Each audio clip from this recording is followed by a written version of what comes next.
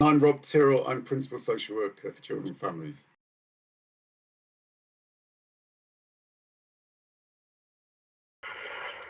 Been a gentleman, Rob Kinnahan. I was quietly in the background. I know it's shocking.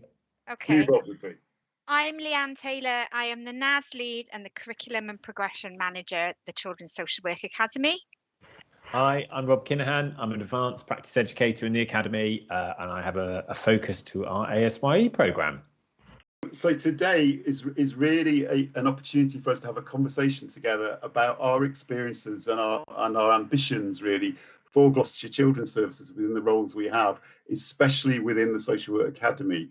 And so to start that off, I'll just give you a bit of a background for what we're involved in and what some of the challenges have been over the past 4 years, really. So you may be aware of the journey that Gloucestershire Children's Services has been on since around this time in 2017, and we had a particularly difficult Ofsted inspection, which really actually subsequently gave us some opportunity to think about what we were doing, how well we were doing it, and what we might need to do to actually improve our practice in a way that perhaps we hadn't talked about or thought about before. So a lot of the focus of what we've been doing since then has been around improving practice. And that's both practice across the system, but also our individual practice at whatever level of our career or our social work involvement might be. So a part of that was actually looking at practice development, about training, around opportunities for learning, and trying to turn that on its head, perhaps. So rather than having your usual routes around accessing training that may or may not have actually met your own needs, but also importantly, the needs of children, what was it about the training that you're involved in, the development that you're participating in or you're interested in, that actually helps the kind of work you're doing as a social worker? How do we know that it's made a difference? That was one of the reasons for creating a social work academy, being far more focused on the importance and the benefits of what we're doing. So not going to training for its own sake. And it's never that easy, is it? It's always it can be quite demanding, whatever kind of development you're in, but actually focusing it on what are the needs of the service, what are the identified difficulties or challenges that young people, children, their families are facing, and how do I need to increase my knowledge, my skills, my practice to make things work for that family. So over the past 2 years, certainly the Academy has developed hugely. The staffing of the Academy has increased. There's been a greater focus on the curriculum of the Academy, of what works, what kind of basic principles of practice are we involved in, do we need to promote, and how do we know actually when it's made a difference. A lot more dialogue around things that work, things that need to be developed, how these connect together. So from students joining us from different institutions, different higher education providers, right through to our newly qualified social workers, and then into practice over the subsequent years. What happens next? I think we don't stand still anymore. It's very much a focus on continuing professional development. I'm going to stop talking as I tend to do forever, and just hand over perhaps to Rob now, who's going to be able to give us an overview of the assessment support year in employment, which I think is a crucial part of how we developed over the past 4 years, having a focus on what it's like to be a new social worker in an improving authority. So Rob, over to you for a bit. Yeah, no pressure. Thanks, Rob. So I've been involved with the ASYE 5 years now, and actually was a newly qualified social worker in Gloucestershire back 10 years ago. So it feels like I've done a bit of a full circle and come back into being involved in that first year of practice.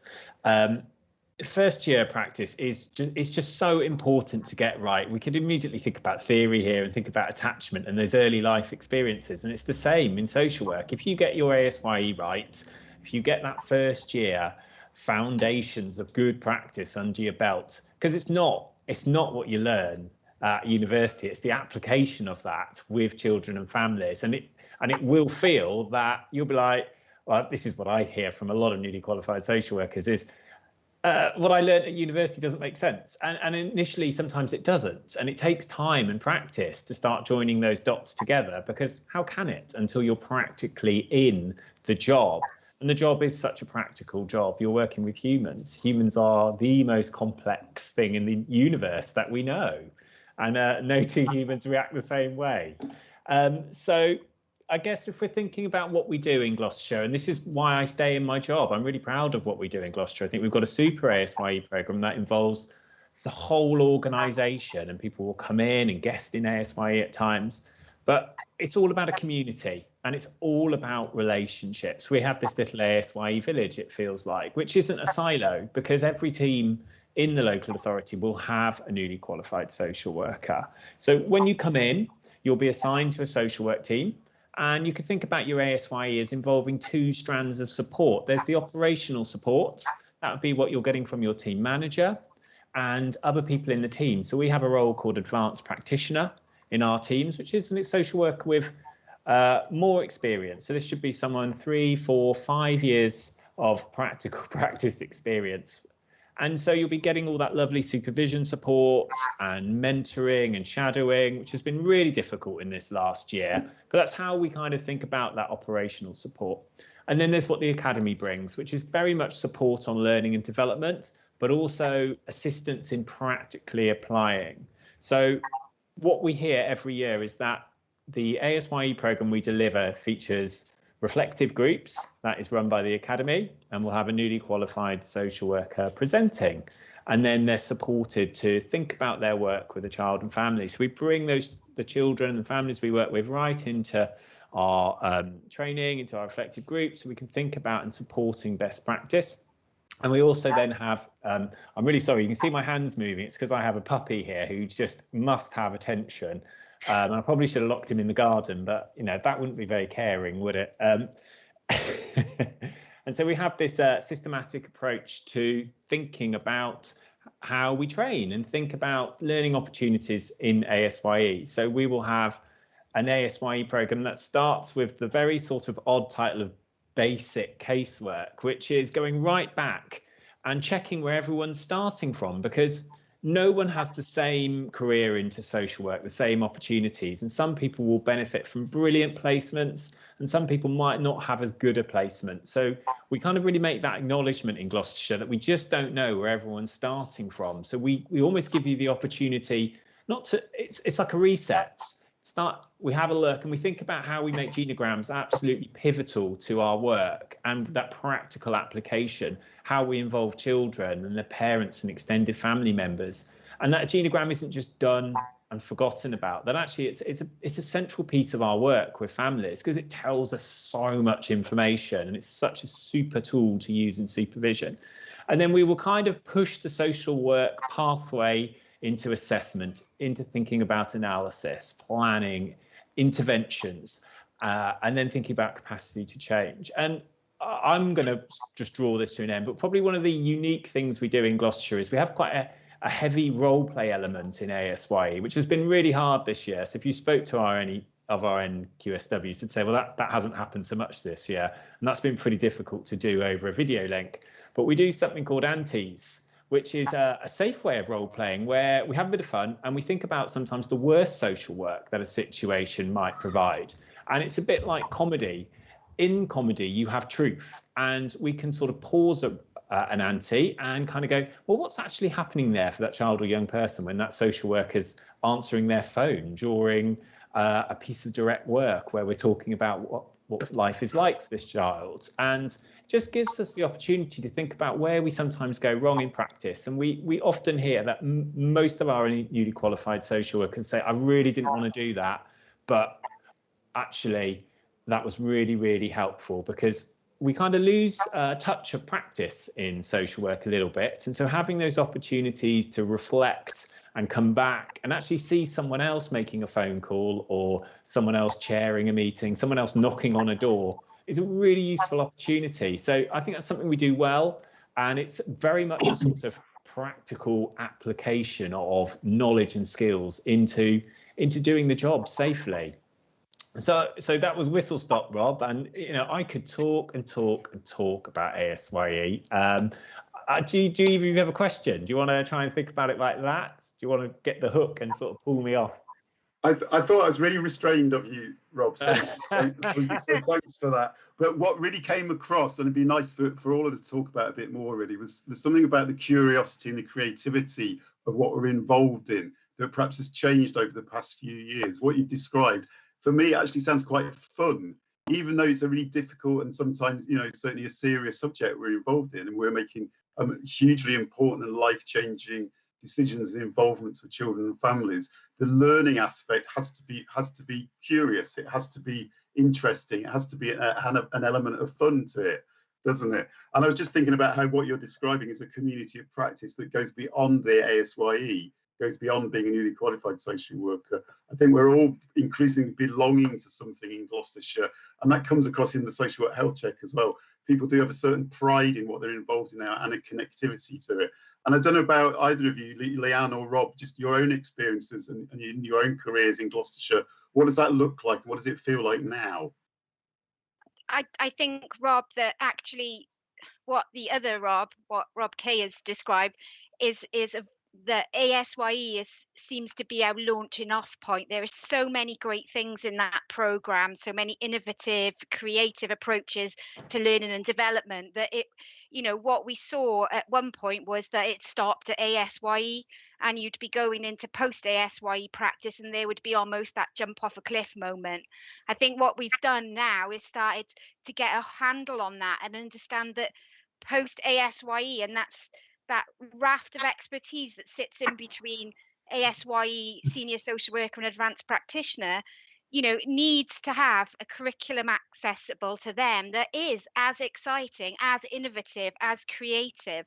And that is what the drive is. Certainly from my point of view and my experiences, there's a real drive to create that, not only create it, but to deliver it, and then involve our social work practitioners in evaluating it to make sure that it's impactful and it is focused on children and families. It is relevant and consistent in how we approach it by benchmarking it within the post-qualifying standards.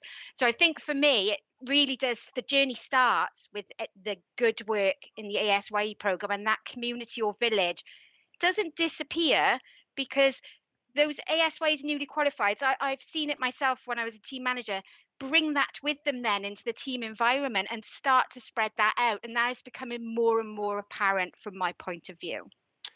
And there's something about the evaluation you described is really important, isn't it? Because that's how we demonstrate that this is actually making a difference, that it's not just an intellectual exercise, being involved in some development or training. What does it actually mean for my practice as a social worker? And really importantly, what does that mean in practice to this child and this family? How does it make a difference? How do we know it's actually had some purpose to it? And I think that's been a real key part of our improvement involvement over the past few years. So you can actually see that in the work you're doing, the training you're going on, the plan you have for your own progression is actually making a difference for those children. And that actually feels like quite a good thing and quite a challenging thing to be part of.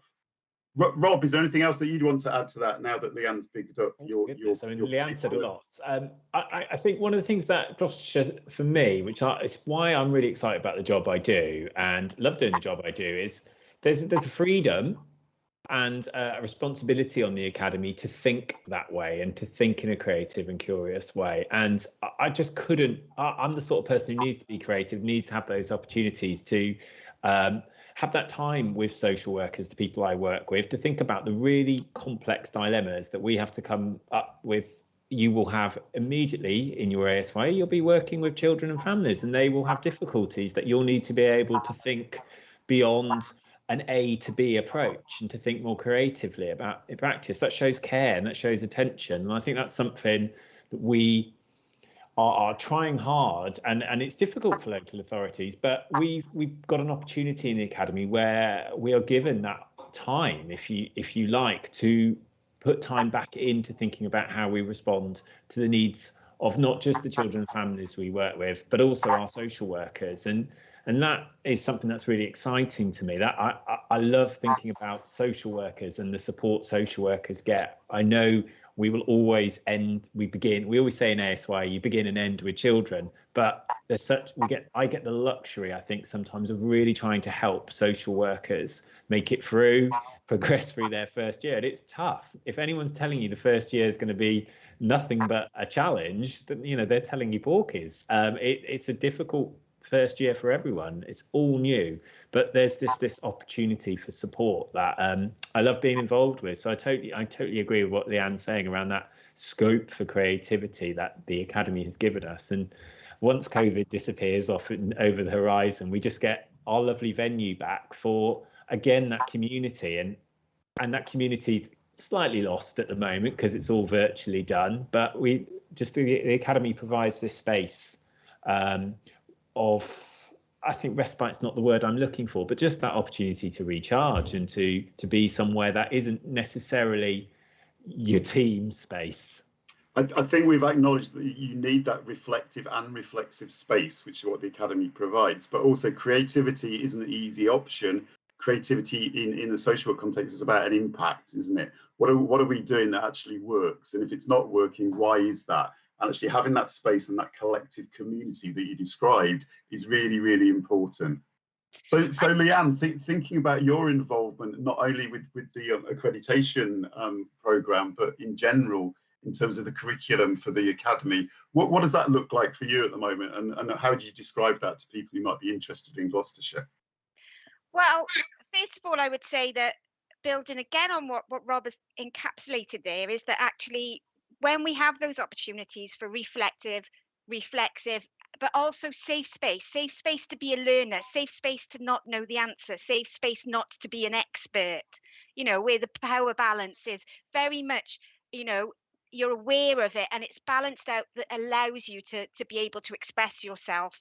And I know that that's the case because I've participated in the ASYE program. So I've seen the great discussions that those sessions generate, the richness, the value in that peer-to-peer learning. And it's just so rich. So I think that is the bit that makes us a little bit unique in Gloucestershire at the moment, because that keeps us in touch very much so with the challenges and the realities and actually the successes of our frontline colleagues, whether they be ASYE social workers, senior social workers or APs, right up to team managers and service managers. We're connecting on a level that we previously didn't connect with our workforce before. And I think that is starting to be really significant. You are seeing and you are able to track now some of the learning into practice, via the quality assurance and audit pathways. But not only that, via the conversations that you are privileged to be part of in these learning opportunities. You're hearing people talk quite enthusiastically about things that they've seen, learned, shared, gone out, shared with a family, had a success, had something that wasn't so successful, but are able to talk about it in a way that helps them learn from that and helps others around them learn. I think that is a big step change here. That is something that is so valuable. But thinking about that and I think reflecting on where we are with the curriculum, we started with some really big, very grand ideas that we filtered down with, in partnership with our workforce, looking at what did the organisation need, but what did our workforce want? What were they asking for? And what we've come up with is a balance. And we've looked at our methodology. We've made sure we're using very, as much as possible, jargon-free, clean language. We're making it content light and practice heavy. So everything's rooted in practice. So when you come to our spaces, you've got spaces to practice a new skill. You've got spaces to be in touch with your previous skill base and bring that back to life and go, do you know what? Actually, yes, I remember doing that before. I remember that I know that. And this is how I can carry on developing it and be back in touch with that particular social work skill. We want social workers to be interventionists. So everything is very active. We're actively promoting that our learners go out the door with something that inspires them to go away and intervene positively with children and families, and then come back and reflect on how that went and what did they learn and what does that mean for that child. So all around, from the basic Essentials 2 program, which is sort of the foundation of where we go, and everyone has access to that in Gloucestershire. That's one of our mandatory learning pathways. And then you go on to into relational practice. And I think what perhaps people listening to this are hearing especially when Rob Kay, you talk about the ASYE, is how much focus we have on relational practice now here in Gloucestershire that maybe we didn't have before. It's all coming down to building relationships, not just between us and families, but between us and us that's out there working with the families rather than us being some ways remote. Does that make sense? You're talking about authenticity to me, Leanne, and that's what I hear when you're saying that. If I was going to put that in a nutshell, you can't have change, you can't have motivation, you can't have agreement, collaboration without authenticity, and I think that's something that it's been hard, because I think we have been through a difficult, challenging time in Gloucestershire, and when you go through difficult times, I think authenticity sometimes suffers, and relationships suffer. So there is this opportunity at the moment. Rob, I saw you about to come in then, and I did that thing where I'll just pounce in and jump in. But I really heard authenticity in what you were talking about, Leanne. I was going to call you Liz then. I'm so used to talking to an L Liz rather than an L Leanne. Liz is someone I work with on a daily basis. Yeah, that's what I was thinking then, Rob, when Leanne was talking. Well, I agree with you. I think also, Leanne, what you're describing, it's quite challenging for practitioners to be working in perhaps this new way, because we're not encouraging kind of a passive involvement in learning and development. It's very much reliant on each individual bringing themselves their fears, their ambitions, their skills, or the aspects of their learning they need to develop to the table, to that room. And I guess the training we're involved in now is far smaller scale, isn't it? In the olden days, perhaps we would have had 60, 70, 80 people physically in a room. Now we're very much more about smaller groups where you're bringing live examples of your practice to those sessions, to really talk about what was going on in my intervention, my involvement, or my thinking about this particular child and family, and what might I do differently next time. So you talked about the essentials too. I think certainly social workers we work with would recognise that currently as a real key part, a real key change to the way that we've been working. And it is about a far more authentic way of bringing yourself to that relationship, but acknowledging that takes work, it takes thinking, and it takes that safe, reflective space that you talked about. And that was a really, really important part of, I think, where we've moved on over the past few years. Leanne, did you want to add anything else about particular sort of developments relating to the knowledge and skills statements, and how our work links to national kind of developments in learning and development? Yeah, okay, so here in Gloucestershire, we're part of the NAS, which is the National Assessment and Accreditation Scheme Early Adopter Pilot. And what that does is it sort of really encourages employers to embed the post-qualifying standards and knowledge and skills statements into their continued professional development offer. And whilst doing that, that is with the aim of enhancing expertise so that children and families get a better, more consistent service that they understand, that they can engage with in a way which makes them feel okay and safe. And so that's given us a great opportunity because in the academy, all of our learning opportunities, our training, our webinars are now linked to those post-qualifying standards, knowledge and skills statements. So it's very clear, you can clearly track your CPD pathway as a social worker in Gloucestershire. And what our ambition is to make progression pathways really much more clear and robust by using the NAS as the launching off point, because that will enable us to go on. No, you'd stopped, but you're back again, so I won't interrupt anymore. Sorry, I never know. I was like, I could talk about NAS till kingdom come, because to be honest, I'm really enthused about it. I think it has such a golden thread that runs all the way from recruitment into retention right through to progression, and it supports social workers to enable them to do that, to think about what they want to do next, to think about what skills they already have that they are using. And when you're at the coalface, you don't always see those critical skills in action. It's not till you step back and go, God, yeah, actually. So I think what our curriculum does also is allow us to take that space to step back and to put our practitioners in touch with skills that they already have and to build on those skills moving forward. So it's not all about learning something brand new when you come to the academy, and that's why you need to bring yourself, because it's almost an understanding you yourself are our most valuable resource. You're the interface between the organisation and a family. You're the person that brings that information to them and listens and brings it back and tries to help make sense of it for that child.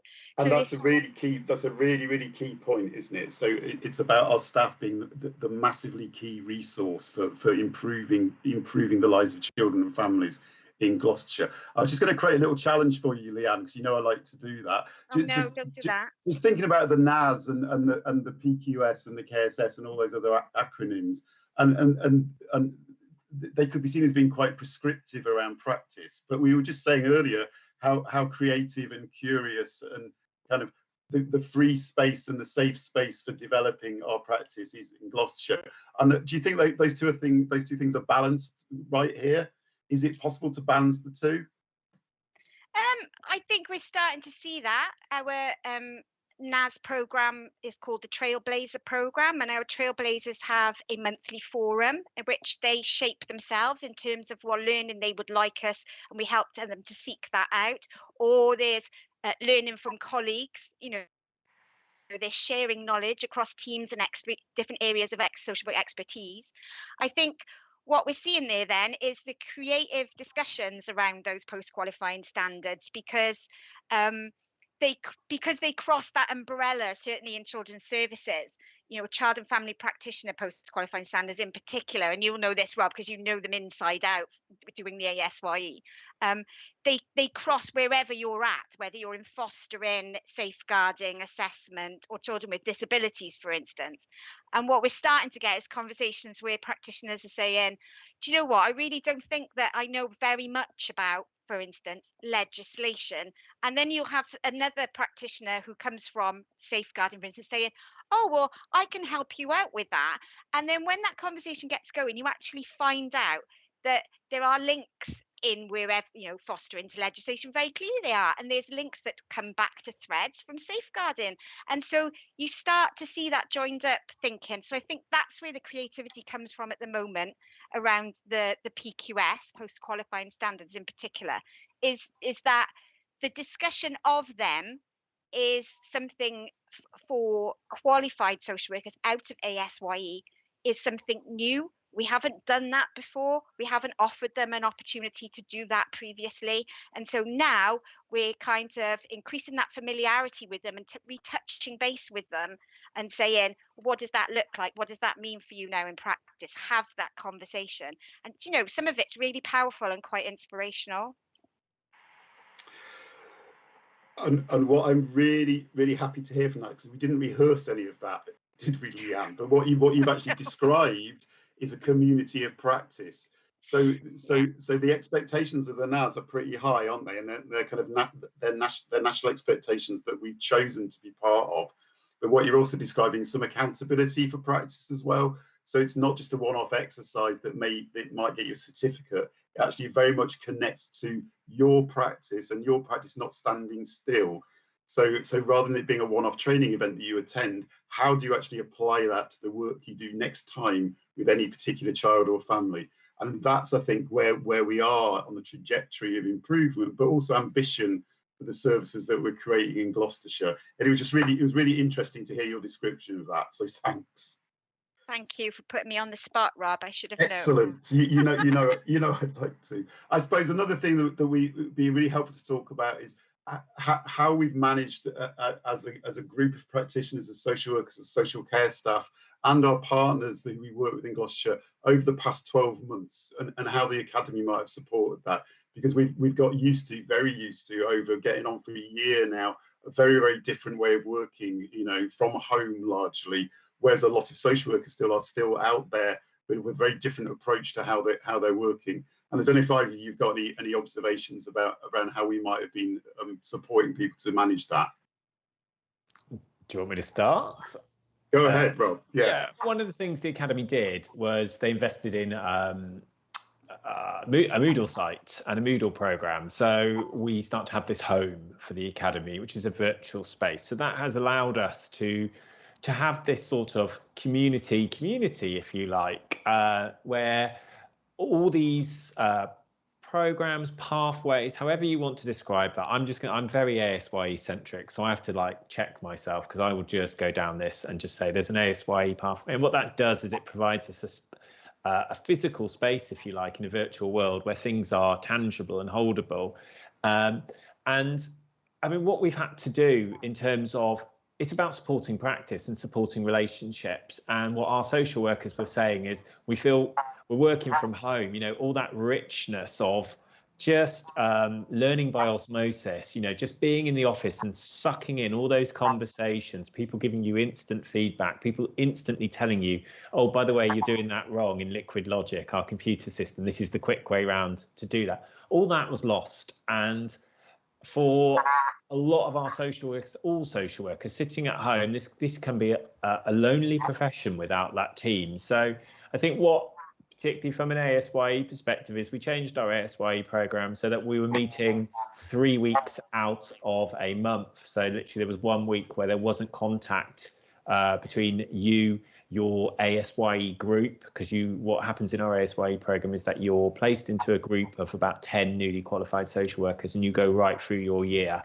We have a learning agreement that gives security to that group in terms of we don't talk outside. If we do talk outside this group, it's the facilitators who will do that. So we start to build those walls of security. And actually, what we've heard from social workers, what I can see in attendance is super, and people come and find that space helpful, even when they are finding the pressure is, I have a report, I'm trying to balance that up, and there's conversations around how we work with that, and we just get that lovely sort of authenticity of, look, this is happening in my life right now, don't think I can come today, I'd really like you to share this with the group that I'm all right. So we tweaked what we did to a virtual space, and actually one of the tests that we reflected on is a lot of our sort of ASYE material could transfer to a virtual space, but it was about keeping that connection and authentic. That, yeah, it is really hard out there. There are people here who will give you some sustenance and connection, and actually beyond that, in a pandemic, you know, we have to be realistic, and our families that we work with will be saying the same thing to us. We are getting by, and I think that's what's happened this year, Rob, from my perspective in ASYE, is that we've maximised connection. And that was partly, we rewrote the handbook this year. It was all about connection and community, and getting through, trying to support the best practice that we could have under conditions which are really putting one hand behind our back. Yeah, so that's kind of my thoughts on what we've done. I think next year will be completely different. What it does go back to, Robin, and I know it sounds it could be a cliche, but I'm sure it isn't, is that the emphasis on community and the emphasis on connections, I think, would go beyond the pandemic. So the learning that we've taken from the past 12 months, there are key aspects of that still connect to whatever happens into the future. There is something about connected teams and awareness that they don't function on their own, and that everyone's team has a reliance on other parts of the system is crucial, really, and that's some of the accountable learning that I think we've done over the past 12 months. Leanne, is there anything else you want to add about our kind of COVID-related practice? Yeah. I think listening to you there, Rob, that kind of reminds me that, you know, we're heading towards a practice model, a systemic practice model, and we've recognised the limitations of the system we're currently working in. And what we've done is we've had more of a focus on, you know, emotional resiliency in social work, and I think in some respects the organisation has supported that, but I think practitioners have been quite creative. So stories coming through from the front line of, you know, some team silliness to keep connected. When we've done sessions, we've always done, you make sure we have in a good check-in at the beginning, reinforcing that things are difficult and we know that it's challenging out there, so tell us your stories, wanting to hear what those stories are. And again, for me, that makes connections with systemic practice. The stories, you know, lived, the stories told, the stories untold. And we have to realise that, and I think we are realising that we're part of that we're not separatist anymore. There's no separation. And I think when I first came to Gloucestershire, it did feel a bit separatist because you were case managers, and we're not now. That's not how it feels now. It's much more connected, and much, you know, there's a real will to be relational, to be to understand this is a human service. And so we've got all the aspects of humanity and amongst all of that. And that's okay. It's okay to feel, because it doesn't happen in an emotional vacuum. So I think that's something that I've heard a bit more of, happily, a bit more of over these last sort of 12 months. And do you know what? The challenge and the opportunity in that is it doesn't make it any less accountable, professional to be relational. In fact, it probably makes it harder, but it makes the job endlessly more satisfying and more kind of relevant to the children and families we're working with. It's so interesting to hear this from both of you. I just wanted to add as well that there's been a lot of discussion over the past 12 months about how well our practice and our relationships with each other reflect equality and diversity and inclusion, and how we work more in an anti-discriminatory way rather than just saying it and hoping things might happen. So we're also very much part of an ongoing discussion and a determination to do things differently in our conversations with colleagues, in our conversations with each other, how we actually recognise difference and how we improve the quality of our assessments and our plans to sort of far better reflect the story of individual people. And that's by no means easy as well, but I think collectively there is a will in Gloucestershire to be part of that, which I can only see as a huge positive. I've got no idea how long we've been talking. It's probably about several hours as usual, but do you think in terms of 50, wow. So just in terms of any particular message we might want to share with people that are watching today, what are the key things you want to, in 3 words perhaps, what we'd want to share? Opportunities, that's going to be a bit more than 3 words, opportunities for development, progression and participation. So I think that's allowed. ASYE yeah.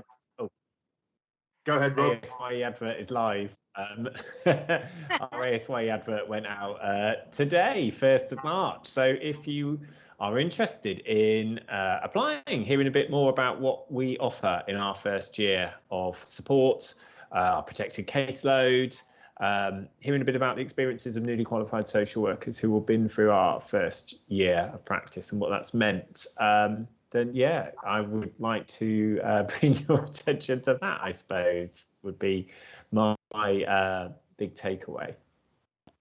And that's a great advert, Rob. A couple of words that I've kept come from a word cloud that was created by various social workers that I met over the past few months as part of the social work health check.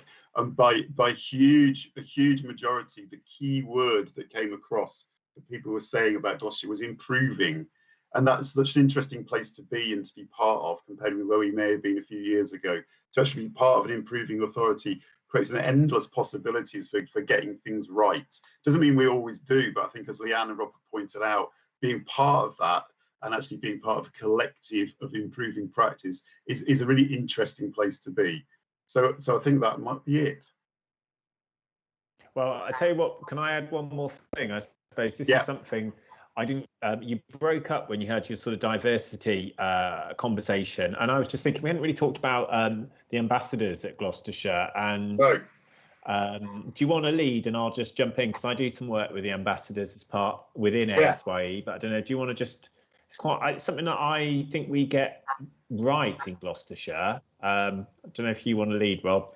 So just part of the connection to a whole conversation around encouraging equality, diversity, inclusion. I know that our ambassadors for vulnerable children, young people, have very much promoted language that cares. And Rob, I don't know if you want to add to that. Well, I mean, I'm happy to take that. But our ambassadors are. So we employ young people in Gloucestershire who have experience of our children's services, and they do give some brutal feedback in terms of their experiences of working with us and where we do well and what we need to think about changing. And so they've been quite pivotal in that's a word I've just made up. I think it's a great word, though. Talking to us about how. Yeah, thank you. About the language that cares and thinking around how we communicate and the importance, I suppose, of that relationship space and thinking before you leap almost. And in terms of how you can set out with all the best will in the world to be anti-oppressive, you can be undone in seconds if you're careless in how you think about your language. I suppose you might use the word placement instead of home. a case instead of a child, and that sort of language. That's one thing they've been doing. What we have in ASYE is we always have an ambassador on our interview panel, and so there's challenge and there's a lack of if you like, a professional, because the ambassadors aren't qualified social workers. They see the world from a young person's perspective, and it gives a great perspective for a panel to have a young person giving insight into their feelings and how the answers that someone has given in an interview are relevant to a young person. And so that's something that we continue to do well. Ambassadors come in and shape some of the ASYE training and provide training actually out in the workforce. So I think in terms of sort of thinking about where we need to be going as a local authority, they do provide, I think, some particular challenge and reflections for us as practitioners. I would agree, because they are involved in the quality assurance of our new curriculum. So before a module gets launched to the workforce, it's quality assured, and the information is sent to them, and they also come to quality assurance panel where they are a more than equal partner. They always provide great feedback. Not always not always positive, but always something that we learn from, which is so refreshing. I love working with them. I think they're one of our greatest assets.